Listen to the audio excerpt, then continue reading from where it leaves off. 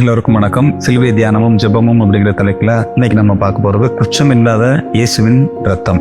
பழைய ஏற்பாட்டு காலத்துல பாருங்க, நிறைய பலிகள் கர்த்தருடைய ஆலயத்திலே பலியிடப்பட்டன. நிறைய பலிகள் பலியிடப்பட்டன. அதுக்கு நிறைய பேர் வச்சிருக்காங்க பாருங்க. சர்வாங்க தகன பலி, பாவ நிவாரண பலி, சமாதான பலி, போஜன பலி, இது எல்லாமே ஒவ்வொரு பலிகளை சொல்றாங்க. லேவியராகமம் 3 உள்ள வாசிச்சு பார்த்தோம்னா என்ன சொல்லியிருக்குது, அந்த மிருகங்கள் என்ன பண்ணுவாங்களாம், ஆடு மாடு போன்ற மிருகங்கள், புறா, இந்த மாதிரி எல்லாத்தையும் கொண்டு வந்து என்ன பண்ணுவாங்க, பிரதான ஆசாரியர்கிட்ட கொண்டு வந்து ஜனங்கள் வந்து தங்களுடைய பாவங்களுக்காக அந்த பலி எல்லாம் கொண்டு வந்து கொடுக்குறாங்க. அது கொடுக்கும்போது லேவியராகமம் 3:1 சொல்லியிருக்குது, அந்த மிருகங்கள் எப்படி இருக்கணும்னா பழுதற்ற விதத்துல இருக்கணும், without blemish before the Lord.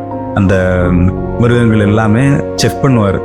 பிரதான ஆசாரியர் என்ன பண்ணுவாரு, செக் பண்ணி அதுல கரெக்டா இருக்குதா, கண் இருக்குதா, காதெல்லாம் இருக்குதா, காலெல்லாம் கரெக்டா இருக்குதா, ஏதாவது அந்த ஆட்ல குற்றம் இருக்குதா, பெர்ஃபெக்டா இருக்குதான்னு சொல்லி பார்த்துக்கிட்டே இருப்பாங்க. அது வந்து ஃபால்ட்லெஸ்ஸா இருக்கணும், ஃபிளாலெஸ்ஸா இருக்கணும், எந்த வித ஒரு அழுக்கும் அதுல இருக்கக்கூடாது, பழுதற்ற ஆட்டுக்குட்டியாக அது இருக்க வேண்டும் அப்படிங்கிறது தான் பழைய ஏற்பாடுல நமக்கு சொல்லப்பட்டிருக்கு பாருங்க. பழைய ஏற்பாட்டுல ஏற்படுத்தப்பட்ட அந்த பலிகள் எல்லாம் யாரை முன் குறிக்குது அப்படின்னு சொன்னா, இயேசுவை, அவருடைய கல்வாரி சிலுவையை, அவர் எப்படி கல்வாரி சிலுவையிலே ரத்தத்தை சிந்த போகிறார் அப்படிங்கிறது தான் முன் குறிக்குது. இயேசு இதே போல பாருங்க, இயேசு வந்து என்ன பண்றாரு, இயேசு வந்து எங்க கொண்டு போறாங்க, இயேசுடைய காலத்துல பிரதான ஆசாரியர்கிட்ட கொண்டு போறாங்க. பிரதான ஆசாரியர் என்ன பண்றாரு, மத்தேயு 26:59 வாசிக்கிறேன் பாருங்க.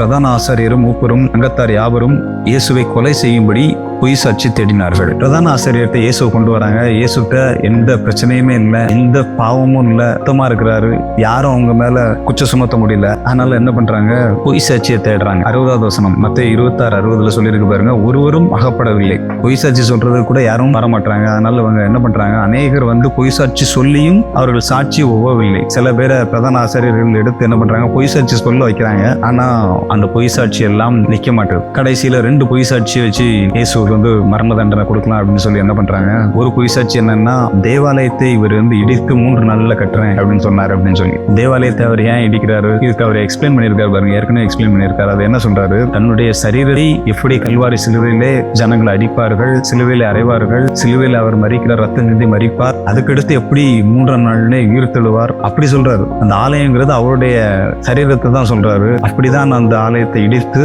3ஆம் நாளில் கட்டுவேன் அப்படின்னு சொல்லி சீஷர்களுக்கு எல்லாம் விலக்கி கூட்டுறாரு பாருங்க. ஆனா இது வந்து ஒரு குற்றச்சாட்டா பின்னாடி எடுத்துட்டு வராங்க. இன்னொரு குற்றச்சாட்டு என்னன்னா, தேவனுடைய குமாரன் என்று இவர் தன்னை சொல்லிக் கொள்கிறார் அப்படிங்கிறது. எல்லாத்துக்கும் கேட்கிறாரு பாருங்க, நீ தேவனுடைய குமாரனா, ஆசாரியர்கள் எல்லாம் கேட்கறாங்க, நீ தேவனுடைய குமாரனா, ஆமா நான் தேவனுடைய குமாரன் தான் அப்படின்றாரு பாருங்க. அப்போ பிரதான ஆசாரியர் அவ்வளவு பேரும் டெஃப் பண்ணி பாக்குறாங்க, இயேசுவை எந்த குற்றமும் காண முடியவில்லை. அதனால பொய் சாட்சி சுமத்துக்கிறாங்க. அதுக்கடுத்து பாத்தீங்கன்னா, தேசாதிபதியாகி பிலாத்துட்ட கொண்டு போறாங்க பாருங்க.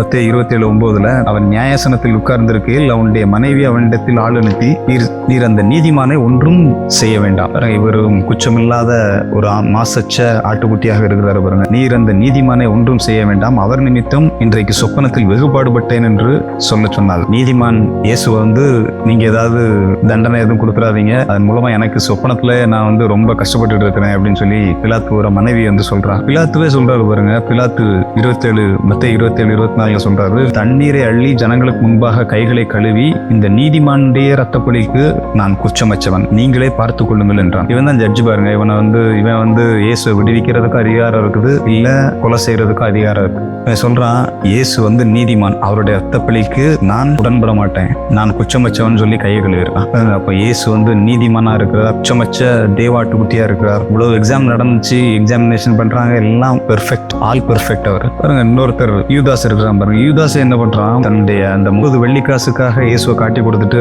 திரும்ப வந்து இவர்களுக்கெல்லாம் இயேசுக்கு வந்து மரண தண்டனை கொடுக்குறாங்க அப்படின்னு சொல்லி கேள்விப்படும் போது அவன் மனஸ்தாவப்பட்டு அந்த 30 வெள்ளிக்காசையும் கொண்டு வந்து பிரதான ஆசிரியர்கள்ட்ட கொண்டு போறான். அவங்க வாங்க மாட்டேன்றாங்க. அதனால தேவாலயத்துல எரிஞ்சிடறான். போய் தேவாலயத்துல போய் கொண்டு எறிகிறாங்க. எரிஞ்சிட்டு சொல்றான், குற்றமில்லாத ரத்தத்தை நான் காட்டி கொடுத்ததினால் பாவம் செய்தேன் என்றான். என்ன காட்டி கொடுத்தான் பாருங்க. இவனே கடைசியில சொல்றான், நான் குற்றமில்லாத ரத்தத்தை காட்டி கொடுத்தேன் அப்படின்றான் பாருங்க. இயேசு வந்து குற்றமற்றவருங்கிறதுக்கு இதை விட வேற என்ன உதாரணம் வேணும் உங்களுக்கு? மத்தேயு, மார்க்கு, லூக்கா, யோவான் எடுத்து வாசிச்சு பாருங்க. அவர் நன்மை செய்கிறவராய் சுற்றி திரிந்தார். அப்படின்னு சொல்லி போட்டிருக்கும். வியாதிகளை குணமாக்குகிறார், பிசாசுகளை துரத்துகிறார், எல்லா மனுஷருக்கும் நல்லதுதான் செய்கிறார். தேவனுடைய ராஜ்யத்தை ஸ்தாபிப்பதற்காக அந்த பூமிக்கு வந்தார். அவர் கல்வாரி சிலுவையில மரிக்க வேண்டும் என்பது ஏற்கனவே தீர்மானிக்கப்பட்ட ஒன்று. அதனால பிரதான ஆசிரியர்களுக்கு முன்பாக நிறுத்தப்படுகிறார். அவர் குற்றமற்றவர் என்று நிரூபிக்கப்பட்டிருக்கிறது. ஆனாலும் நமக்காக அவர் இயேசு கல்வாரி சிலுவையில மரிக்கும்படிக்கு தான் போய் மரிக்கிறார். யாராவது எந்த ஜட்ஜாவது சொல்லுவாங்களா இவர் நீதிமான் அதனால இவருக்கு மரண தண்டனை எழுதி கொடுப்பேன்னு? யாருமே சொல்ல மாட்டாங்க பாருங்க. ஆனா இயேசு